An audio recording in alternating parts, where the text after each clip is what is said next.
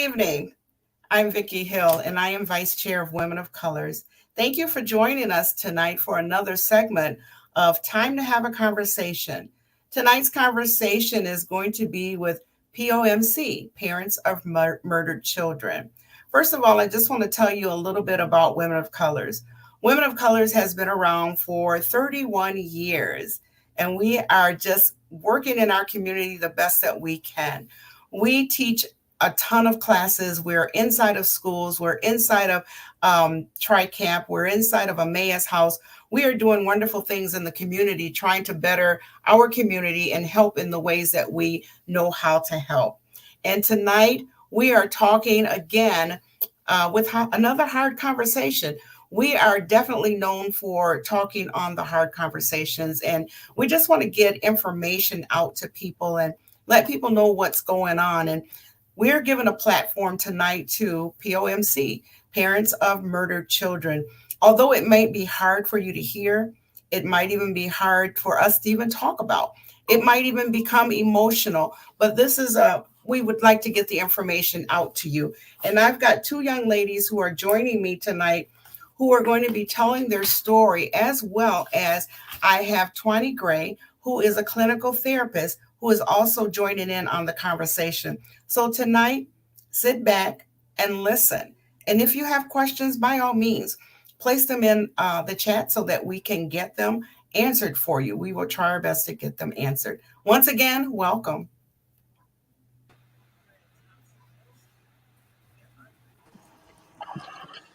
Hello. Hello, Sister Stacy. How are you? Hi, I'm doing good. How are you? I am great. How about you, Tamara? I'm doing good. Thank you. Twani. I'm blessed beyond measure. Absolutely. Evelyn McGovern, who's the president of Women of Colors. How are you? I'm doing wonderful. Thank you. You're welcome. All right, so we're going to get this conversation started tonight, and I'm going to go ahead and I'm going to read the bios of the two ladies that are going to be talking tonight, and then individually, we're going to hear their story. So first of all, I'm going to read, on March the 3rd, 2022, Stacy Washington's world came to a stop with the devastating loss of her daughter, Bonita Dawkins, at the hands of her partner. A beloved mother of three, Bonita's untimely death at the age of 26 left a void that has been deeply felt by her family and community. Stacy has since then taken guardianship of her youngest grandchild, stepping into the role shaped by both love and loss. As a prominent advocate for victims of domestic violence, Stacy actively engages with organizations like Parents of Murdered Children and Moms Demand Action, sharing her journey of grief and resilience. She speaks out on and often overlooked signs of non-physical domestic abuse and the critical importance of support system for those grappling with the aftermath of homicide. Through her advocacy, Stacy aims to inspire and uplift others, turning her profound grief into powerful voice for change. Welcome, Stacy. Thank you. Ms. Tamara Tucker accepted the position as chapter leader of Parents of Murdered Children and Other Homicide Survivors in October of 2019. 7 months after her oldest daughter was murdered on March the 1st, 2019.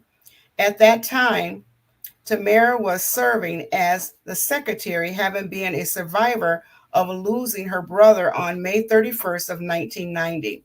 Tamara continues to serve as a parent advocate and the voice in the community under many titles.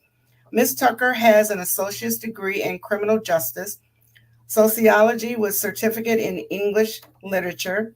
She serves as a Great Start Collaborative Board and Executive Committee, local leadership group through Saginaw ISD, State of Michigan, Think Babies Michigan, and the Core Knowledge Work Group of Mosaic Peace. Other notable achievements include serves as a deaconess at Newer Dimension Fellowship, where she serves as a greeter and children's ministry teacher, serves as a community liaison on Divine Connection Women Experience Board, trained in youth mental health first aid, California Brief Multicultural Competency Scale, and Children's Trust Fund, CTF, trainer for the Friends Parents Leadership Ambassador Training. Ms. Tucker is a lifelong resident of Saginaw County, where alongside her husband, she has had the pleasure of raising their 6 children and grandparent to 9 grandchildren with the custody of grandson while navigating the tragedy of the murder of his mother. Tamara Tucker is currently employed at the Restoration Community Outreach Center, where she is serving as community liaison and case manager. Welcome, Tamara. How are you ladies doing tonight? Doing good. Doing good. Thank you so much for joining in on this conversation. Now, this is a conversation, as I already stated, that can be very tough to get through.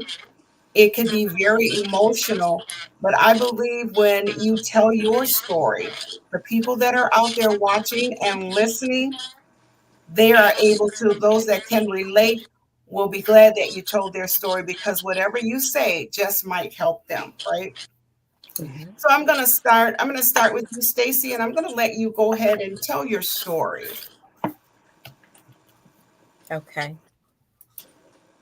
So my daughter, Benita, she was in a 4-year relationship with her youngest daughter's father.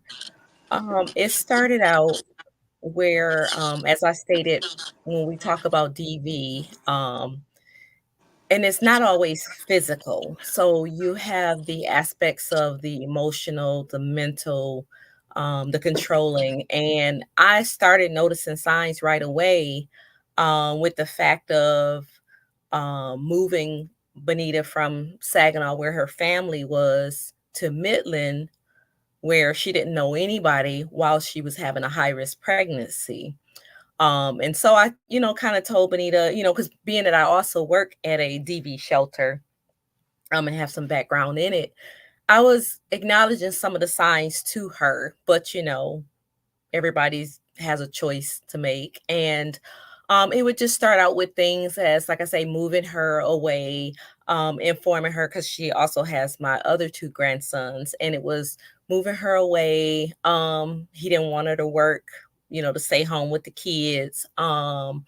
Switching their medical insurance from state insurance to work insurance. And I'm mentioning to her, these are all red flags I'm seeing, because that was a method of controlling and isolating. And then when she would come up to Saginaw, it was the earpiece in the ear. And half the time I didn't even know she was on the phone.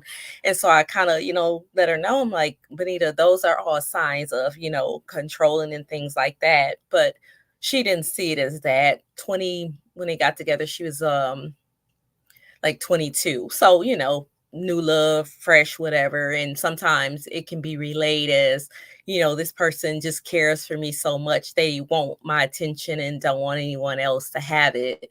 But as I stated, like I say, he was a great, great guy, besides the fact of, like very friendly, approachable, nothing violent, no, nothing there. And it just happened to be, she finally, I guess, was seeing what we were seeing and decided to tell him a few months before it happened that she wanted to move out, and then get her on her own. And I guess he couldn't cope with that. And so I had even told Benita up to like a week before that, I'm like, Benita, because she was like, well, now he wants to be a family and all that. And I told him it's too late. And then she even told me things like, he would say, well, I'm going to make our family stay together till the end. But you don't know when you say the end that he meant physical end. I'm just thinking like he was going to give it his all until she decided to leave, or, just little things you don't realize as signs of someone going through something. And even like the last week before it happened, she was like, well, he's crying a lot and, not really taking care of himself and all of that. And she chalked it up, and we were just like, Benita, be careful, and don't tell your every move because I kind of note some of the signs of that. I even offered her to come into the Underground Railroad, to get away, and just nothing happened. And so, unfortunately, it was on my grandson's 8th birthday that I talked to her an hour before it happened. And I was like, hey, I'm getting word that he's unstable. Be careful. And so she was like, oh, I'm okay. She took my grandson cupcakes to school. And then an hour after that, she texted me and she was like, I'm home, and he acting like nothing's wrong. And that was like 1 o'clock that afternoon. And by 4 o'clock, I'm calling her because I'm hearing more things. And I didn't know in the meantime, he was calling different people, like making his peace with them or whatever. But I didn't know it had transpired between 1 and 4.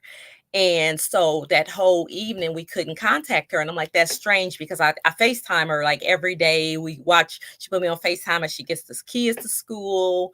I'm at work, she's FaceTiming me, just close relationship. And so 4 o'clock, I'm like, it's really strange. Plus my oldest daughter was having a double hernia surgery that morning. And not that morning, the next morning, but we always stayed in contact. So that night came, we still didn't hear from him. The following morning, my daughter gets up to go to the hospital. We still haven't heard from her. So we're knowing something's wrong. And my oldest daughter calls her father. He gets the police out there. They don't see anything, but they notice her car is in an unusual spot. And so my daughter goes in for her surgery, and I'm still not hearing from her. So I'm automatically knowing this is not my child. I know something's wrong. And so fast forward the story, going back and forth with the apartment complex and the police on letting somebody go in and them not being able to. And the day goes on, we're not hearing anything. And then finally around 9 o'clock that night, we get a call from Midland Police Department saying that they have found the kids and that we needed to bring some diapers for Mariana. So I said, well, that's a good sign that they've, found the kids, and asking for diapers means that the kids are okay. And so as we're riding to Midland, I'm like, okay, so it could be the only 2 reasons why they're having us come to Midland and to get the kids is either A, Benita's in jail for doing something to him, or B, she's passed, and so as we're riding out there, my mind, and I just felt it. And as we got out there and I seen the kids, and I was so grateful that they were okay. But then the police officer took us in the room and he told us that she had passed and they were looking for him. And then come to find out, about an hour later, we had got the call, that he ended his life in a hotel room. And so that was just like, man, one of the hardest days I ever had to experience. And man, just telling her kids, that she was gone, that was another hard thing to do. And it's just very, very, I mean, you don't prepare or expect anything like that. And just trying to figure out life after losing, your loved one. It's man, I don't even think there's really any words that you can put out there. But what I have done since Benita's death is I've joined a few of the grief groups. I've joined into Parents of Murdered Children. And it was so ironic that once I lost my daughter, I had seen right before her, I had seen Tamara on some commercials for Parents of Murdered Children. And I heard the story about her losing her daughter. And the first person that came to my mind after my daughter passed was, I looked at Tamara and I said, she's just been through this in the last 2 years. And I was like, that's who I need to connect with. And no sooner I got a phone call from her, and I didn't know who I was talking to at first. And she was like, this is Tamara. And it still didn't register because, it's fresh. My daughter passed. And she started giving me the similarities and talking about her daughter. And I'm like, oh my gosh. I said, Tamara. It finally clicked in. And I'm like, oh my God. I was like, you were my inspiration. I said, in the weirdest way that it sounds, but I knew once I connected with her, I was like, using her as a sense of strength to get me through what I was going through. And so we talked on the phone, and then a couple of days later, she brought, a meal to the family and everything. And I was just like, hey, I want to be involved with parents of murdered children, and I want to be there for other people. And so my daughter passed in March, and I joined in June, and just have been running ever since, just trying to, be there for other people and just gathering my strength, and going through just by supporting other people and going and speaking and sharing our stories. And me and Tamara have been in Midland sharing our journey, and we've spoken here in Saginaw. And like I say, grieving for everyone is different. We all grieve our own way. And for me, getting through my grief, like I say, it's just been going out, just educating people, like I say, on the different signs, and just being there to support people, and just being there for the families. Wow. Thank you. Thank you for sharing that story. And I'm so sorry for your loss. And I know this has to be very hard to talk about, but I appreciate the fact that you are willing to talk about it, because it is going to help continue to get you through that grieving process. And it will also continue to help other people get through that grieving process as well. And as I listen to you, I like the fact that you saw some of the signs that your daughter didn't see. And oftentimes that's what happens. Someone on the outside sees what's going on when the person that's in the midst of the situation may not see. And then on the flip side of that, I find that sometimes people that are in the situation might see it, but don't know how to get out of it. Am I right? Mm-hmm. You think that?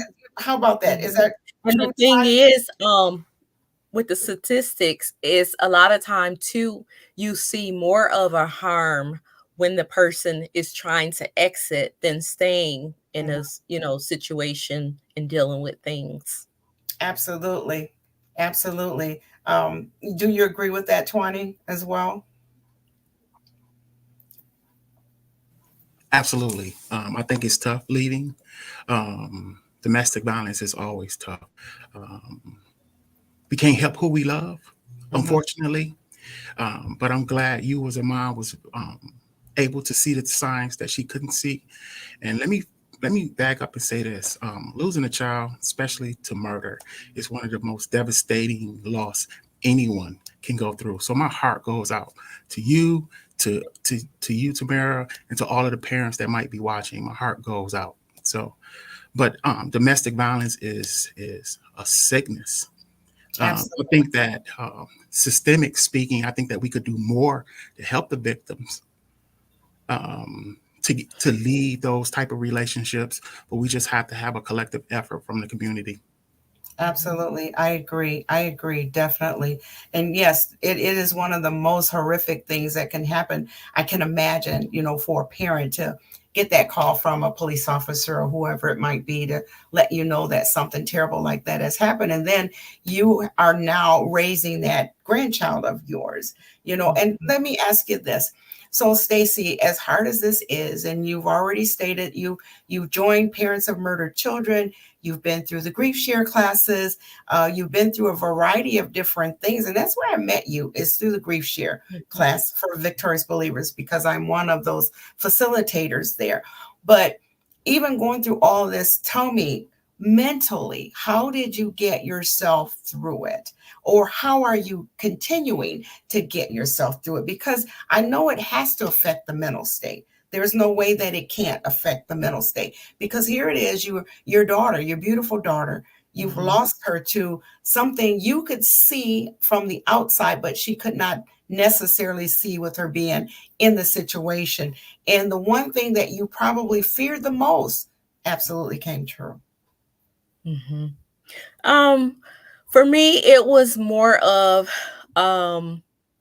knowing the love that we shared, and she knew how much I loved her, and I knew how much she loved me. And to know that, just to know that, I tried so much to help her, and just knowing that, that she, I guess with life, when we think about it, in a spiritual way, that that she's at peace. And, a lot of times when we walk this walk, we go through all these trials and Right. tribulations, and whether it's been physical, monetary, or whatever, she, doesn't have to, or, depression, things like that, Mhm. that she doesn't have to deal with that. And knowing that, I will see her again, and so that's what helps me through. And just knowing that I'm gonna be there for her children, and I've gotta keep moving forward for the kids, and just help them remember their mom. And I incorporate her in so much of what I do on a daily basis, that it just helps me, creating my blogs in her name, my craft store in her name, just making sure that her light isn't dim. And that's basically, I believe, is what helps me mentally, is knowing that I'm still keeping her memory alive and active in what I do daily. That's wonderful. I like that. I like that a lot. Absolutely. That'll help you get through. Evelyn, Mhm. you're muted. Sorry about that. Stacy, so I just want to ask you, what would you tell women that are out there and they're going through this uh, domestic violence emotionally, um, verbally, and they're afraid to say or do anything? What advice could you give them based on what you know about your daughter? What can you tell them? I definitely, like I say, will tell them to move in silence. Like, don't, verbalize your actions, just do them. Just to be prepared. Like, if you're able to, start, because like I said, for one of the things, my daughter, she didn't work or anything like that. But any like income you get, if you're able to have someone that can help you, like, put away, so that when you do leave, you've got things in place. But like I say, the biggest thing is just moving silently, because I truly believe if she hadn't, kept verbalizing. But I mean, Mhm. it's also hard, to speculate things. But I would just say, I believe one of the biggest things was, just not speaking a lot about, leaving or whatever, if you have to comply. And that's what I basically told her, like, the last couple of days. I'm like, she's like, well, he wants us to, watch a movie as a family together. Okay, play the role, watch the movie, and she's like, well, no, I don't want him to get the wrong idea. And I'm like, no, watch the movie, And so, just, what I'm saying, whatever you have to do for peace sake, but at the same time, do what you need to do secretly. Okay, so you're saying basically act normal, and then when you get a Correct. chance, make plans to leave. Correct. So Correct. do you Yeah. think, and then leaving, they basically would have to go somewhere that they couldn't find them, Correct. right? And yes, there's like different shelters, like with us, Underground Railroad, there's Mustard Seed, there's the different shelters for DV, basically. And with like Underground Railroad and me working for Underground Railroad, with our shelter, we have a 90-day extension. Plus, we also assist our survivors with relocating, as far as for Okay, housing, to where they're not, located by an abuser. So awesome. there's always that option, if you're in a crisis, to reach out. And we definitely make it mandatory, to assist for those who are in immediate crisis. And Stacy, you mentioned that you work at Underground Railroad. Was that before or after your daughter? Before, It was before, before. Wow. yes, Okay. So, and I can imagine you working at Underground Railroad, you've seen several women, men, whatever, come through that door, and you've heard the stories that they've gone through. mhm, That had to be tough when the tables turned and it was you. yes, yes, very tough, very tough. And I think for me, by the grace of God and my spiritual walk, has allowed me to be able to stay in the position that I'm in, mentally, because I don't think I would be. at the underground if I didn't have my belief in God and my spiritual walk with him. But not everybody has that, and so I'm just thankful, like I say, to have that and a big belief in faith. I want to I want to add that out of all the people that I've seen, mental health is not mental health counseling is not a magical wand. We cannot cure grief. Grief is one of those feelings that it takes 2 lifetimes to get over, and I'm quite sure you won't even get through it then. But for the people that shows progress, I see that the folks that shows progress, they have a cornerstone of spirituality, the cornerstone of God in their life, right? So spirituality is one of those things that we must all get closer to in order just to try and tackle this loss and things of that nature. And Miss Evelyn, I want to go back to your point, and Stacy, correct? Yes. Also, when you have a person in that immediate crisis, it's also good to have a code word with someone that you trust, where you can call and just say pineapples. That tells that person perhaps to call the police and do a wellness check on you and things of that nature. So it's a lot of things. But Stacey, I agree with you. Act normal until you get out of the situation, and then you can do what you have to do. So Correct. And Absolutely. we also, as I say, and then we also, give safety planning. We do a lot of safety planning with our clients on things that they can do. Something as simple as even parking your car, pulling backwards in the driveway, and having your keys in a location where if you do got to run, you can just jump in your car and take off, or even having a spare compartment in your trunk somewhere with birth certificate and documents, because you'd be amazed at what all you have to leave behind, and you have to start over with nothing. So, or even at the neighbors, if you have a neighbor that knows your situation, have some clothes at the neighbor's house. That way, if you're running in the middle of the night, you can connect with that neighbor somewhere and have some items for you and your children. So just a lot of safety planning, small things that you may not think about at that time. Absolutely. We've done some other forums where we had victims of domestic violence, and absolutely the same things that you're saying, some of the other ladies said as well. In fact, one of the ladies that was going through it, that's exactly what she did. She began to, when she go to the grocery store, she'd put some funds aside. She didn't spend everything on the groceries, but she began to hide it because she knew that, just like you said, once you leave, when you get out of there, you need something because you're leaving so many other things behind. That other person might be the controlling person of your bank account and you can't get to it.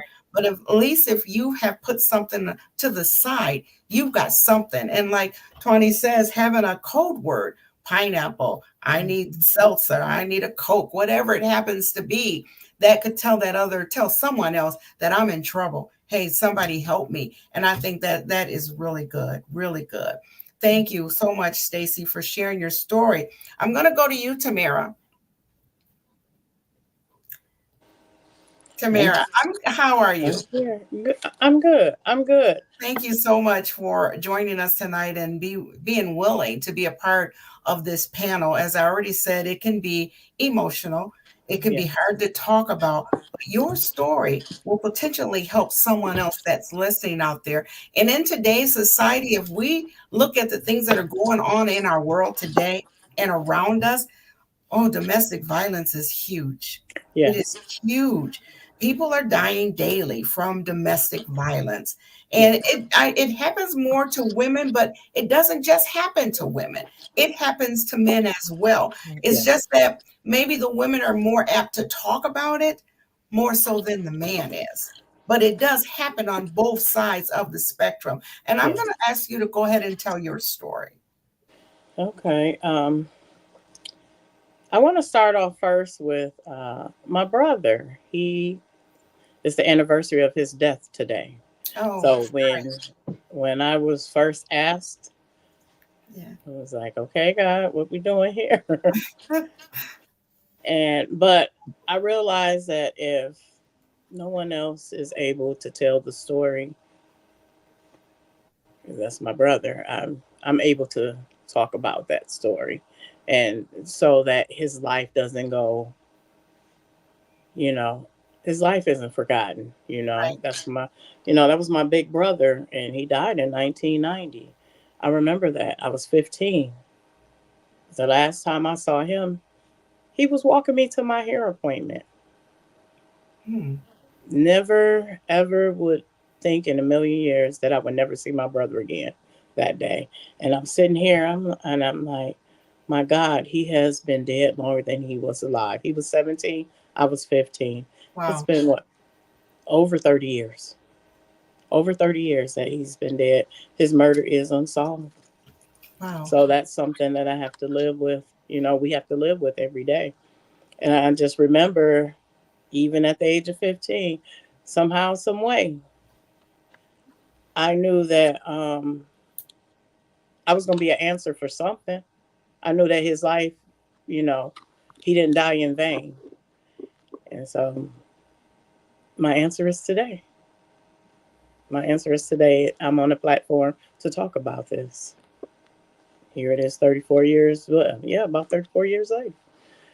But not only that, I have to talk about all the other family members that I've lost over the years. My daughter, one of them, in 2019, I lost her.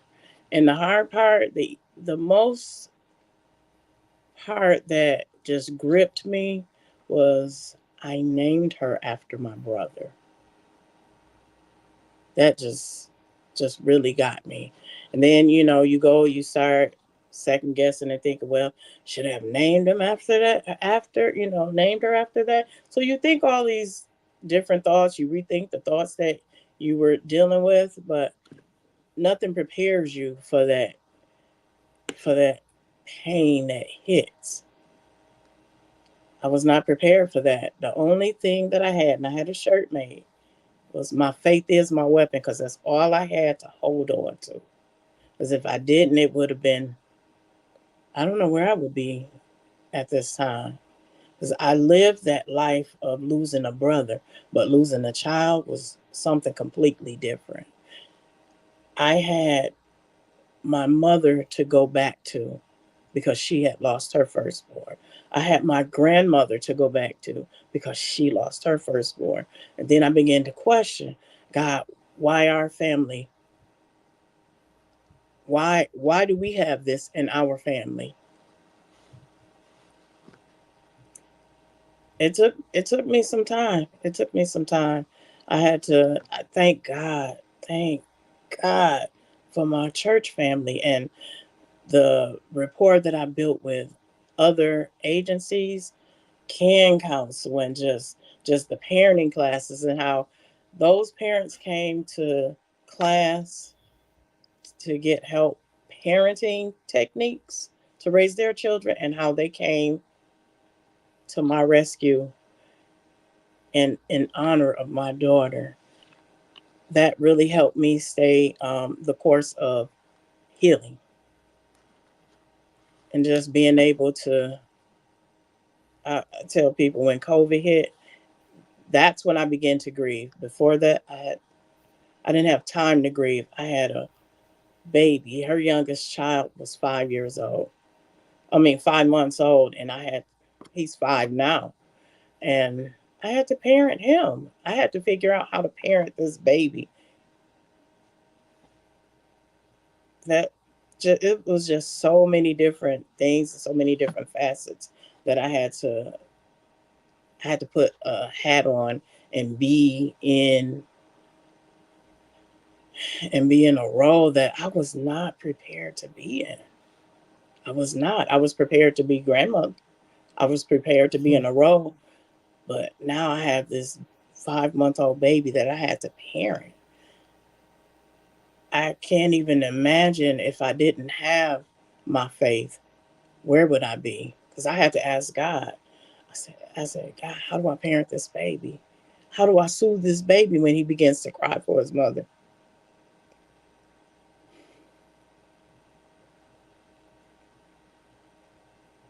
And I just remember God, the Holy Spirit saying,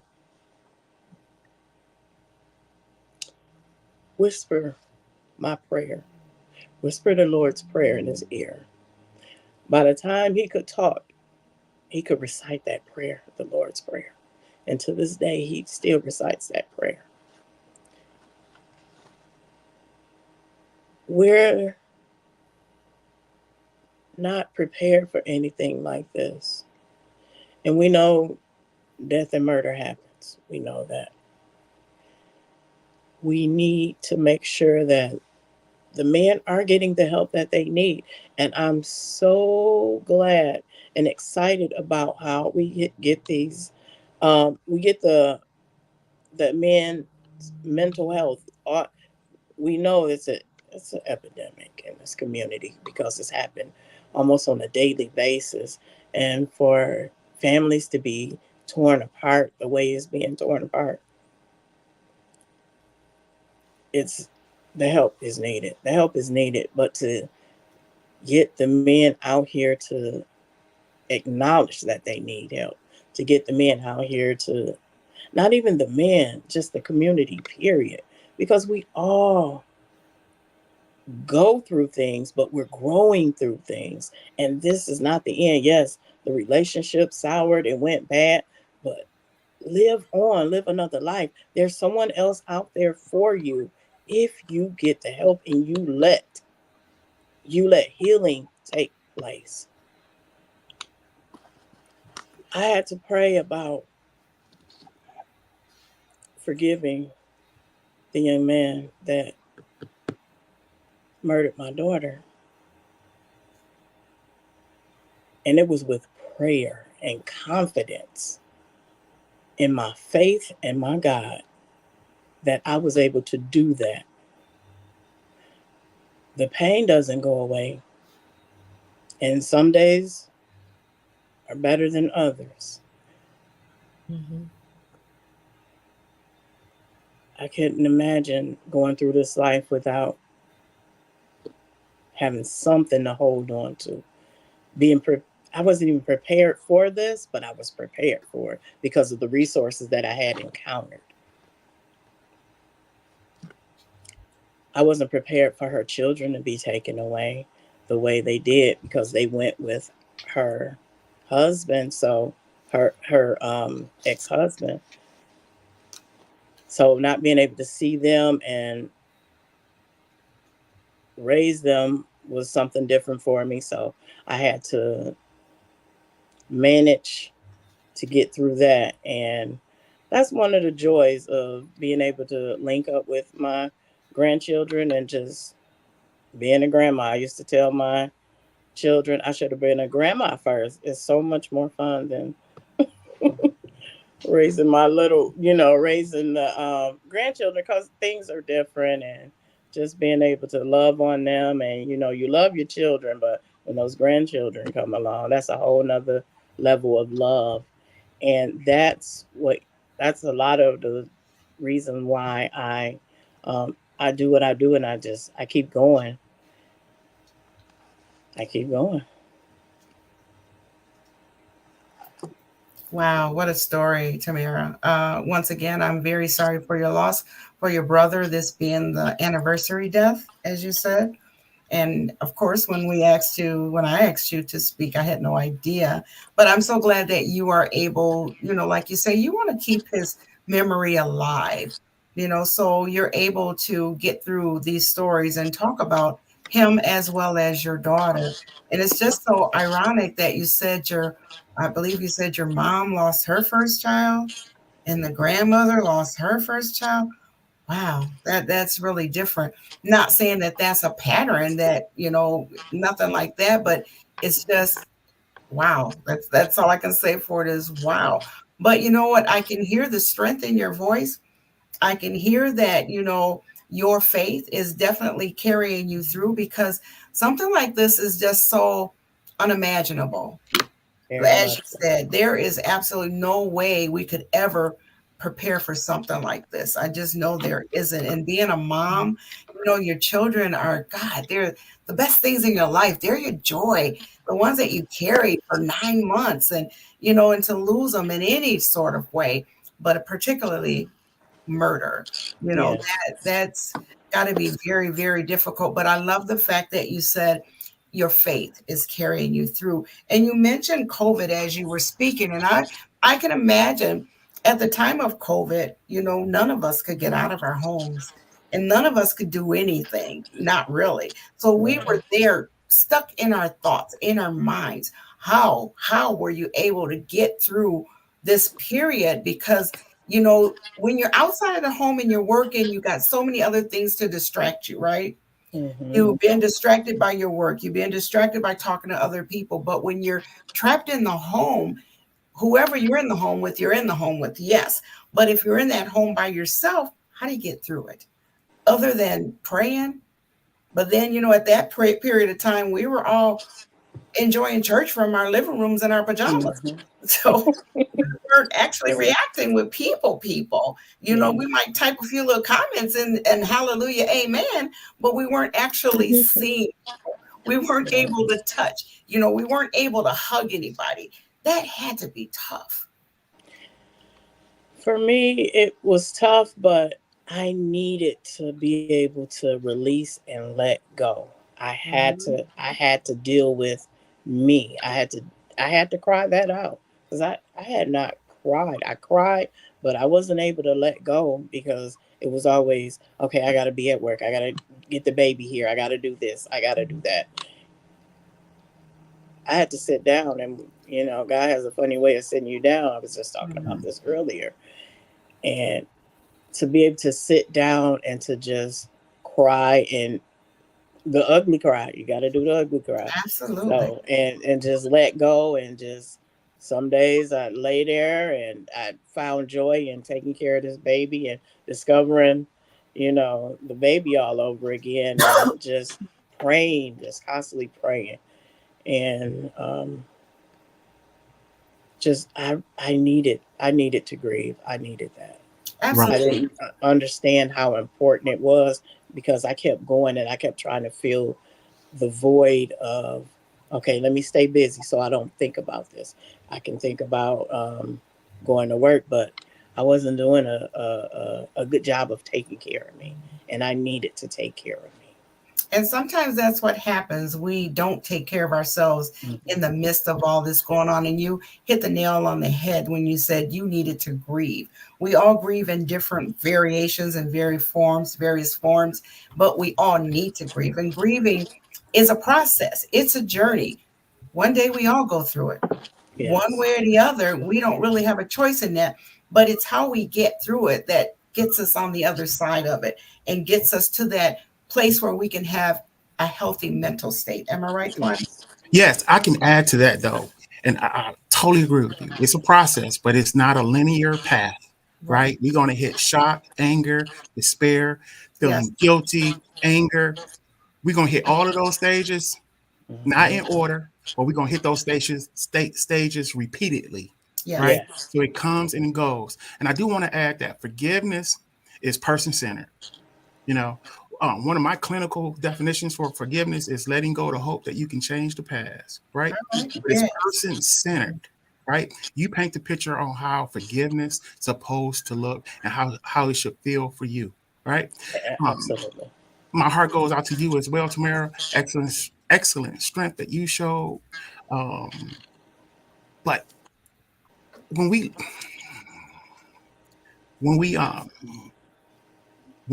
try to come, you know what the worst thing about funerals? The help goes away after the funeral, don't it? Yeah. All of the food go away, all of the phone calls decrease, and things like that. We as a community still need to rally around these parents, right? And stretch our arms out to them, right? Because it impacts us. I'm a counselor. I didn't heard all of the stories, right? I didn't heard all of them, right? And I still have a high level of empathy for all parents because I couldn't imagine myself being in your shoes, first of all, right? But taking care of yourself is very important. That network is really important. Seeking out the people that understand, like Stacy did with Tamara, seeking out those people. And a lot of people thinking, just go to counseling. mental health counseling is so much more than talk therapy. It's about taking care of yourself, eating right, getting your sleep, right? Going out and getting involved with other support. And I know that there's no ending for grief. Right. But one of the positive ways that you can handle your grief when you reach a point of advocacy, when you start advocating for people that's going through the same thing you're going through, that's the most positive way you can handle grief. Absolutely. Versus any maladaptive behaviors. So Mm-hmm. that's my 2 cents. That's good That's information. good 2 cents. I like it. Yes. Can I ask Twani a question?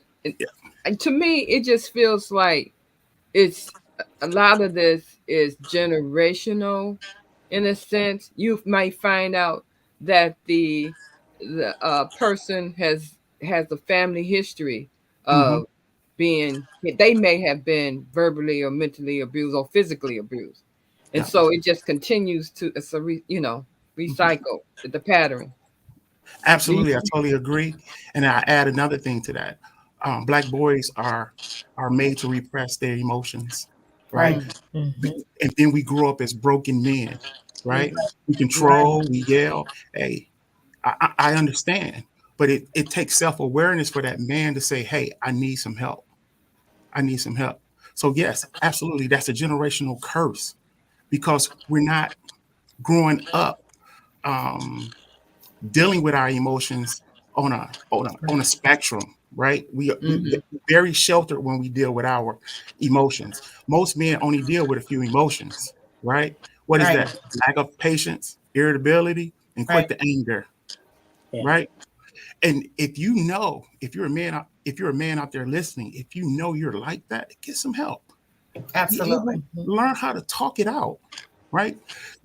A man should never ever raise his fist to a woman. A man don't even have to go through his life raising his fist to anything. Believe it or not, we don't have to use violence to get our point across, right? So, Right. fair enough. Can I say something? One of Yes. the things that I did, I always taught my children, because I have males and female children. If you raise your voice, you'll raise your hand. So if a man will raise his voice and he's getting to the point of where he's escalated and he's getting animated, he will raise his hand and swing out of anger. So we have to be able to control that. And that was one of the things, because I would always tell my boys, don't ever yell at a woman. Because if you yell at a woman, if you don't yell at me, don't yell at a woman. Mm-hmm. And a lot of parents don't teach that. When we become parents, I was a teen mom. When I became a parent, I was going by natural instinct. Mm-hmm. There's no handbook or rule book to any of There isn't. this. Mm-hmm. So you learn what you learn, but once you learn a better, safe, healthy way, Healthy way. Right. And that's a self-awareness journey. I'm not yes. going to sit up here and pretend that I never yelled or Hmm. did anything like that. But most of us, especially black men, we never come to that point in our lives and say enough is enough. The way we talk with our partners, the way we raise our children. Yes, Miss Evelyn, yelling is a generational curse that I could just wipe away. I work on that constantly, on daily. Yeah. I'm aware of it. I'm aware of it. Yelling damages children like no other. So, Yes. yeah, so it's absolutely a generational curse that we need to break as a community. So, Yes. You so know, I. Oh, I'm sorry, Biggie. that's okay. There's an old saying, it takes a village to raise a child, right? Mhm. Yes. Where's that village to help our men get the help that they need? Where is that village? We need that village. Right, absolutely. I think that I'm glad that I have a group of friends that say, 20, you wrong. I think iron sharpened iron, so to speak. Yeah, yeah, So Right. brothers, you ever see these weddings like with 24 people on a wedding party? yeah. Right? Those before you get a divorce, when you have marital problems, those are your first counselors, your bridesmaids and your groomsmen. Did y'all know that? Yes, they should be. Those are they should be your first counselor, so to speak. So men need to hold men accountable, so to speak, because it's witness. I think the hallmark to any abuse is secrecy, right? So when it's witness, I think people should just tell. I think men should hold men accountable. Bro, don't do that, so to speak. Let me talk to you, right? So, Absolutely. what is the characteristic? There's some common characteristics of abusers to how they choose women that they can manipulate. Do you know what some of those characteristics may be? Some of like to be in control Right. in small things. It start off in small things, where we eat, what we do, how we spend our time. Stacy mentioned that he wanted to move away and things of that nature. Just the controlling the jealousy factor, high jealousy factor. A lot of those men thought processes are distorted. They think that every man want their woman, right? They want to be around the opposite gender. You have to pay attention to that and things of that nature. Um, Dictating what you wear outside, not protecting your individualism, not allowing you to be yourself. Yeah, if they have a problem with you being yourself, that's huge and controlling. So you have to be mindful of that. And I was going to say, that was one of the things that you just mentioned about what you wear outside or even around families. That was one of the biggest things we had an issue with. Would be at my youngest daughter's open house. We heard from Benita that, well, he said if I get on the dance floor, he's leaving, or I'm not allowed to wear these leggings to my sister's open house because other people are looking. And then also you got to think about, there was a age difference where she was a lot younger. She was, when they got together, 22, and he was close to 30. So it's also, a lot of that played the factor with it too. So that I'm older and I'm more wiser, I'm more advice, I have more lived experiences. So my way is the highway, so to speak. Yeah. Well, you know what? We do have some numbers for all that are looking on. We do have numbers scrolling on the bottom of the screen. If you are going through any type of a crisis, suicide, we've got lines there. We've got 211 there. We've got 988 there. If you need some help, as we've already stated, please seek that help out. If at all possible, try to get somebody that can help you in that situation. Talk to somebody if at all possible, realizing that it may not always be possible. It may not always be possible. You got to have somebody that you can actually trust. You don't want to tell somebody who goes back and tells that abuser what you said or what you've done, because that can put you in more harm's way. We don't want you to be in harm's way. So I also know that you two ladies are a part of Parents of Murdered Children, and you have a march every year. One of you tell us about it.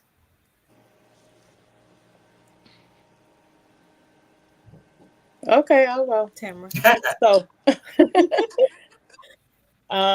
it's called National Day of Remembrance, and it's always September the 25th. And sometimes we'll do a march. We try and switch it up. What we don't want to do is remind you of the sadness. We want you to display the strength that you have, and and the pain that we're growing through to overcome. So this year we're gonna do another march, because we have to let them know we're not standing for the gun violence in the community. And it doesn't necessarily have to be guns. I lost a cousin where he was ran over by an ex-partner. And so that's one of the things that we're dealing with. I've lost several family members within the last few years of losing my daughter. 2019, yes, I lost my daughter, but I also lost my sister as well. She was murdered. Tia Pittman. I lost my nephew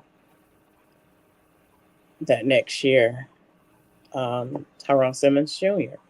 And just the family members. It's either gun violence or it's just something, and just being able to power through and continue to live, that's a task within itself. Just trying to make sure that we uplift the community and show them, you know, we'd rather surround you with more love than you've ever had before. So September the 25th, we'll be stepping out and remembering our loved ones that day. And Tamara, how, if a person wanted to be involved with parents of murdered children, if they wanted to be a part of this, I want to say, organization, what would they do? Where would they go? Who would they call? Well, the phone number is 989-714-0982, and I will be answering that number. And then we also have a Facebook page, and reach out through Messenger. We also have the email. Stacy, can you give us the email? She always gives it to me. So it is Saginaw Parents of Murdered Children.org. I was going to say also, just to bring awareness, when we say our organization is Parents of Murdered Children, it's Parents of Murdered Children and other survivors of homicide. So it's not just if you lost a child, it's if you lost a brother, an uncle, a cousin, a friend to homicide. We show support for anyone out there. So we have, branched out, not just for parents, even though, that's our general title from the foundation, but anybody who's dealing with a loss by homicide. Yes. So the email to reach out to us is I Saginaw. Just stated it. Yeah. Okay. Yep. No? Yeah. Okay. That's great. I love that. Now, is that only for Saginaw County, or do you reach out also to Bay County, Midland County? Yes, it's for the surrounding areas. It is. So we always say the Great Lakes Bay Area. Perfect. And we're a chapter of a bigger branch. Our main headquarters is in Ohio. Yes. And so we're branched out through a lot of our states have them. If you want to find if there's a chapter in your state, you can go on POMC, nationalpomc.org, and it'll give a list of every state that has a chapter. Yes. That's great. I believe that power is in numbers, but, also there's strength in numbers. So when you come together, you can be that listening ear for that other person that is going through those hard times, right? Yeah. Yes, and a lot of times, I was going to say, we see people don't really reach out by phone. A lot of people will come on to the Facebook group because then they don't feel, singled out. It's more of a comfort level of being able to interact through Facebook and, do our posts that we post. And a lot of times we have specific posts based on, helping someone go through the healing. And as we know, you'll never be healed, but we can come together as a community to help you going through the healing and going through the grief together. Yeah, I was going to say that because, just like in our grieving classes, our grief share class, a lot of times you don't have to turn on that camera, but, you can listen. You don't even have to talk, but you can listen to the stories that are being told and the people that are going through and how they're getting through and getting some help. And I can imagine it, because it takes a certain comfort level to be able to sit there and talk and be completely transparent. And you ladies have definitely been very transparent, but not everybody can do that, right? Right. Mm-hmm. Yeah. Right. I think one of the biggest interventions I give to adults wrestling with this type of loss is ventilation. Sometimes people just come in and vent, and because they can't vent to loved ones, right? Because with love comes judgment. Right. So if I can create this space of non-judgmental space, a brave space for them to vent, sometimes that's enough for a person to start to relax and to deal with their trauma. PTSD is it's not a scientific, it's really abstract. A lot of the symptoms, the flashback, the nightmares, the the things that you go through, the anxiety. A lot of parents go through this stage, and maybe y'all can help me out with this, Stacy and Tamara, of this stage that you on high alert because you're thinking Yes. something bad is going to happen all the time. I forget the clinical term for that. They don't come to me right now, but that leaves you overwhelmed. That leaves you exhausted. And a high stress situation causes diseases, causes thyroid Yeah. cancer and things of that nature. So we have to be mindful how we take care of ourselves. Personal grief Yes. is yours. If you own it, you have to own it. I still just recommend eating well, gently exercising and things of that nature, but really, really take a look at yourself. And guess what, though? At the end of the day, here's what I need y'all to do. Give yourself grace, Absolutely. right? Give yourself grace, right? Absolutely. And when we spoke about gun violence here in the community, I always say this, and I'll make it real quick. We are not too big not to get it right, so to speak. We're small enough to get it right. We should not have these many unresolved gun violence cases in this community. We Right. should not have that many here in the community.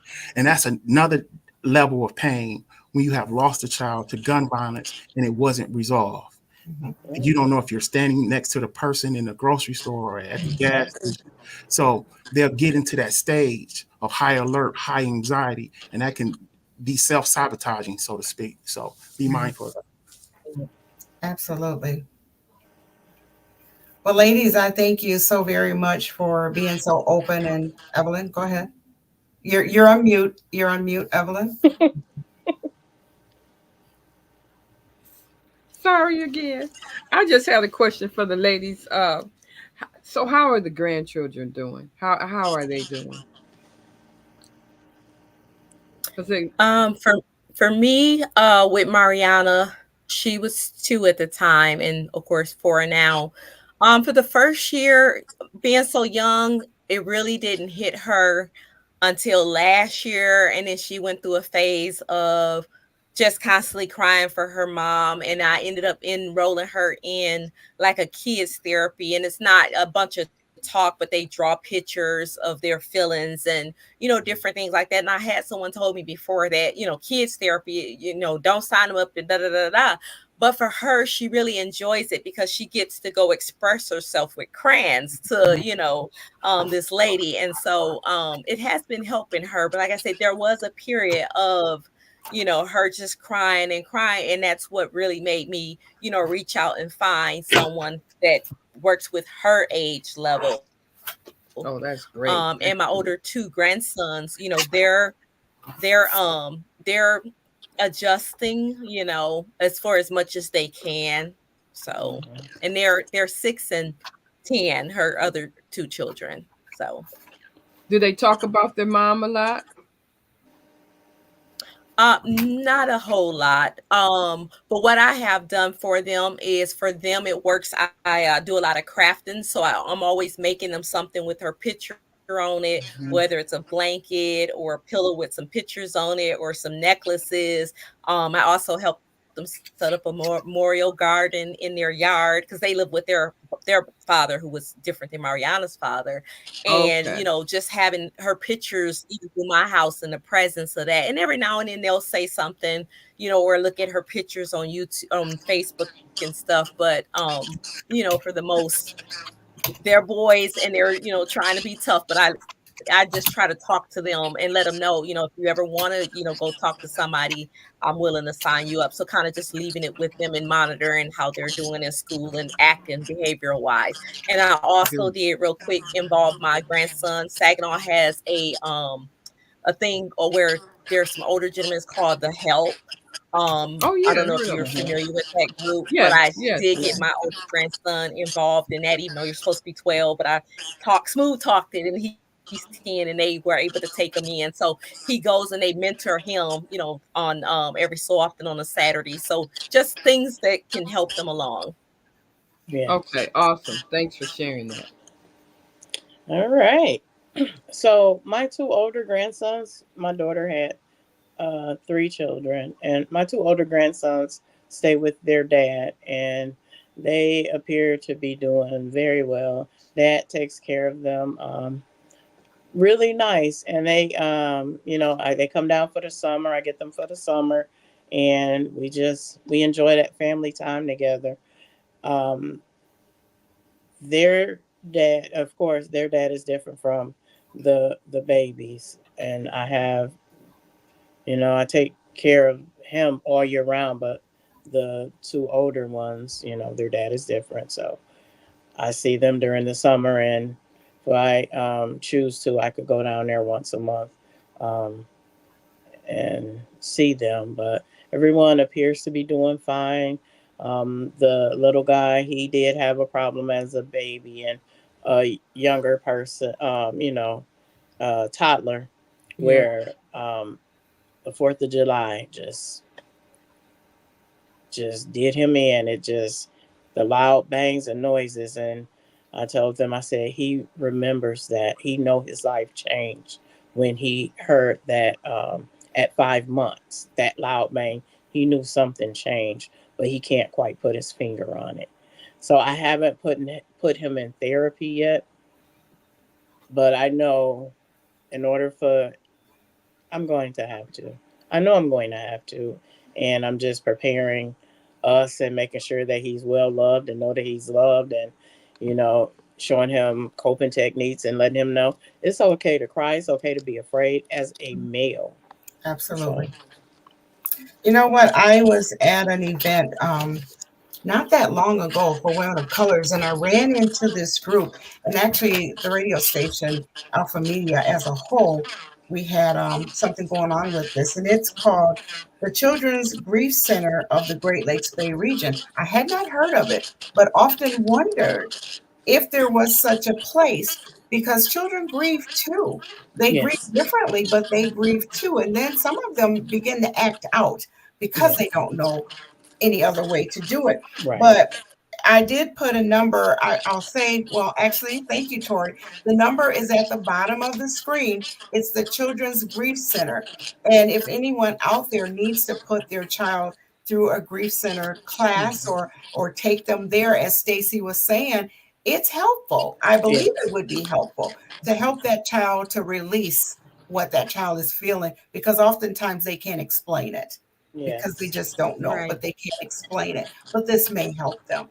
So that is scrolling on the bottom of the screen as well. It's the Children's Grief Center, and that number is on the bottom, which is 989-495-9335.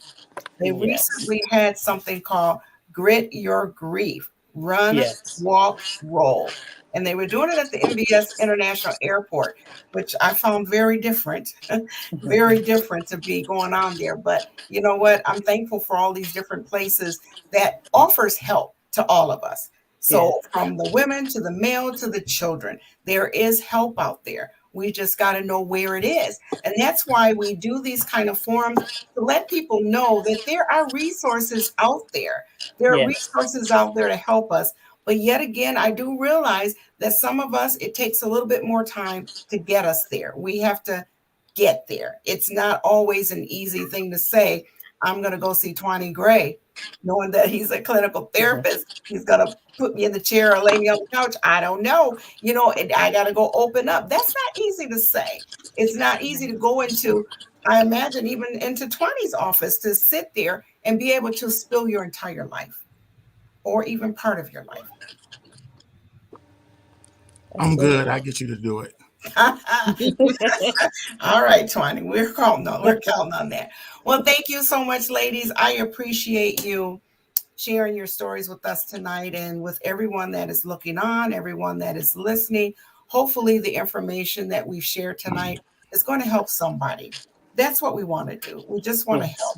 We want to do our part in helping and getting the information out. And it's so important for us to get out what you are doing, to give you that extra platform. Yes, you have that merch, but we also want to give you that extra platform to reach maybe some of Thank the you. people that you have not reached yet, right? Right. Because there are some Absolutely. people out there who don't know about what you do. And for what you explain to us, now we know that there's a Facebook page out there. Now we know there's a march coming up in September. Now we know that we can actually open up and talk to you. Yes. So again, I thank you so very much. And I thank you, Twani, for joining me tonight on this panel, as well as the president of Women of Colors, Evelyn McGovern. So ladies, thank you so very much. I do want to say, as we're ending, we do try to do a forum at the end of every month. We choose different forums. We may not do one in June, and that's only because Women of Colors has a new home. And we are so excited about it. 31 years of service, we finally have our own building. And we're in the midst of a lot of packing. I hate to pack. A lot of packing. I even hate it when you got to unpack. But a lot of packing and trying to get things together so that we can go ahead and make that move to our new place. And our new place is located on Davenport, 3057 Davenport. Hopefully you will all get a chance to come and visit us one day and see us there. So for now, I would like to say good night and thank you so very much. And you continue to pray for us as we continue to pray for you. We are just loving our community from the inside out. Thank you. Thank you. Thank